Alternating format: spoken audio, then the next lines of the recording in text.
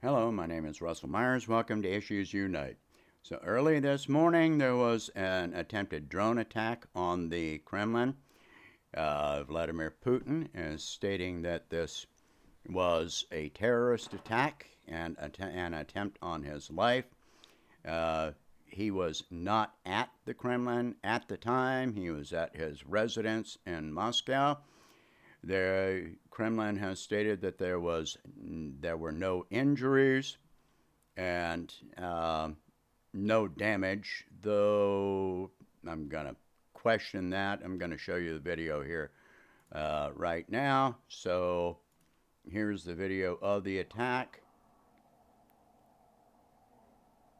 Now, from the angle, it can look like this was attempted to fly over the Kremlin, but the Kremlin compound is very large, so the angle it was descending was an attempt to hit the compound.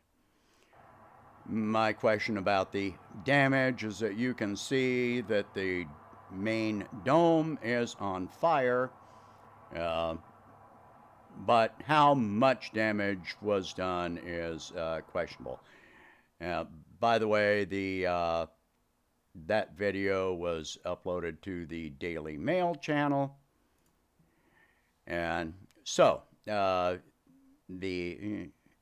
Kremlin has stated that this will result in retaliatory measures.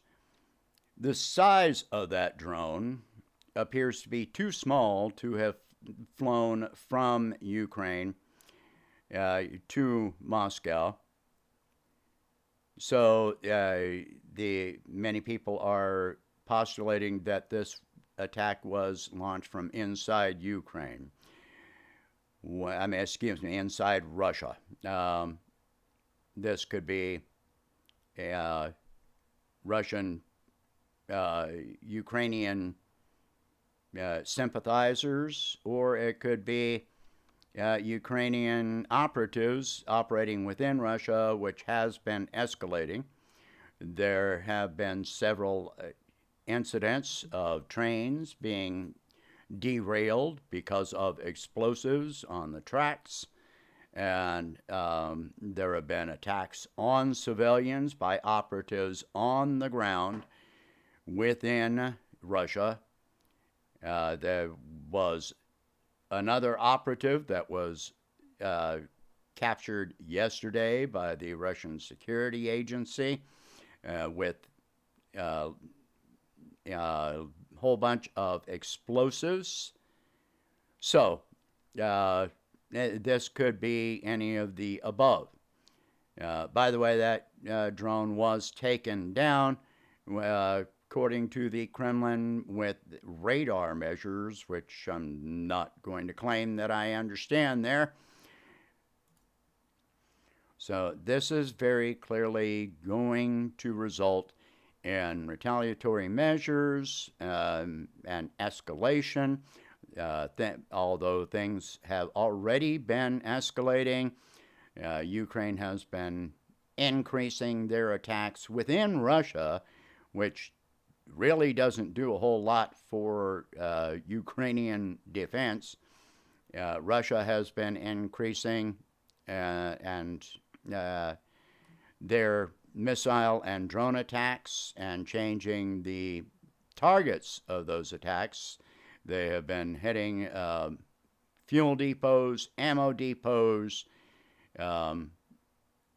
railway stations, which are necessary for transporting troops and equipment to the front lines.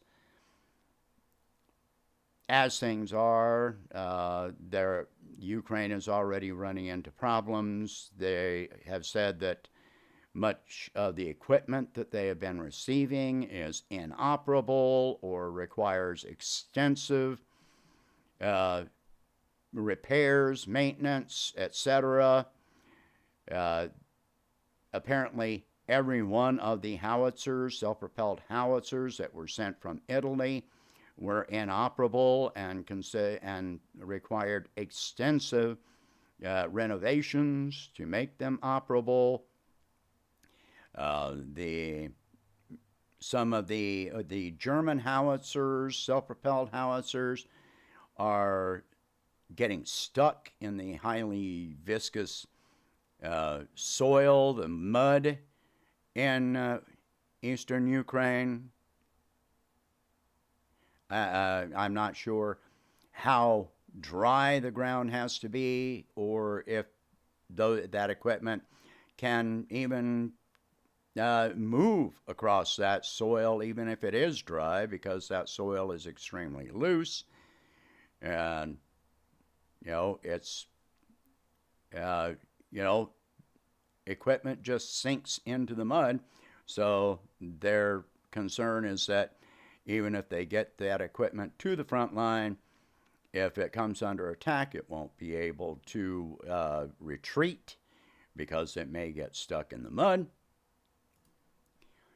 Ukrainian sources have also stated that German howitzers require frequent and extensive cleaning. If they fire two batteries of ammunition from one of the howitzers, then it has to be removed from action and cleaned, which takes an entire day to perform. The weight issue is going to be true as well for other equipment coming from the West, which is not built for that kind of soil. The British Challenger tank, the German Leopard 2, and the American M1 tank are all extremely heavy and will probably get stuck in the mud unless that soil is extremely dry and possibly compacted. So these are going to be problems. As far as retaliatory measures, I do not expect. Some reactionary extremists have said that this can result in nuclear war, and no, that is not what is going to happen. Russia is very practical with their responses. They know that launching a nuclear attack will result in a nuclear response. That would be foolish. And, MAD, mutually assured destruction, that would result in global thermonuclear war. No, they're not going to use nuclear weapons, including tactical nuclear weapons. They're not going to do that.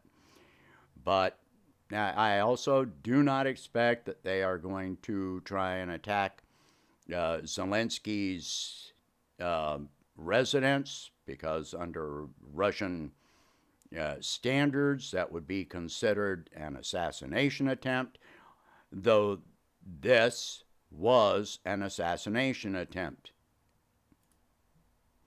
So the question does become what targets that Russia is going to decide to strike. They have said that they will retaliate, although they said that there is no timeline for that retaliation. If you remember, when the Nord Stream pipeline was blown up, when the Crimean Bridge was attacked, it took 2 or 3 days for them to respond. But that was with intensified missile and drone attacks. But there is no rain in the forecast for Ukraine. Ukraine has said they're going to launch a major counteroffensive. So we're just going to have to wait and see what happens, no matter what.